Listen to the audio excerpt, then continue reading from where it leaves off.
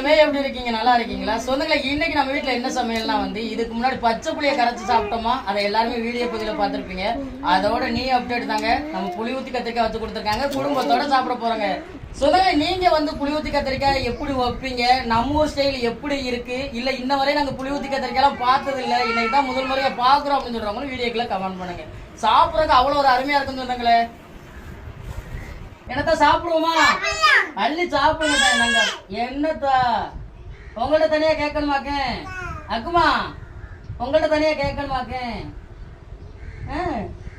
அள்ளி சாப்பிடுங்கத்தா. எப்படித்தான் இருக்கு? செம்மையா இருக்குதாத்தா.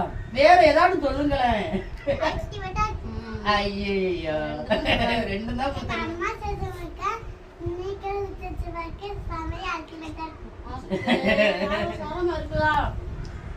கஞ்சி குடிச்சா வேற லெவலா இருக்கும். என்னமா